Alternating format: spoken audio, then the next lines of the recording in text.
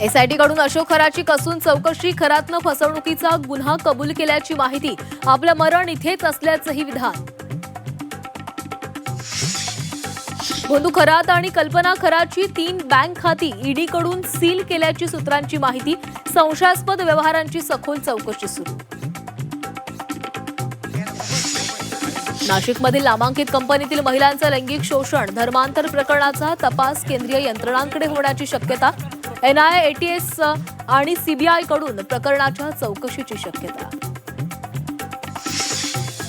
नांदेड हिंगोलीमध्ये भूकंपाचे धक्के, वसमतच्या पांगरा शिंदे गावात भूकंपाचं केंद्र, नागरिकांमध्ये भीतीचं वातावरण.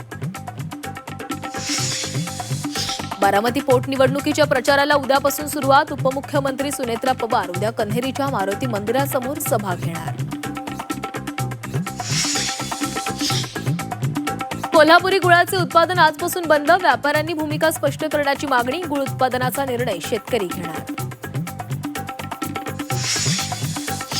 यूपीआय वरून 10,000 पाठवल्यास तासभर वाट पाहावी लागणार, आरबीआयचा नवा नियम लागू होण्याची शक्यता, डिजिटल फसवणूक रोखण्यासाठी नवा नियम.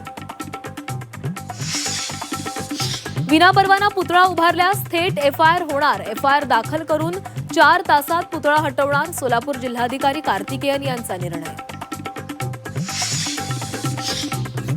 राज्यात उन्हाचा कडाका वाढणार, पुढील 5 दिवसात तापमानात मोठी वाढ होणार, मे पर्यंत पारा 40 पार जाण्याची शक्यता.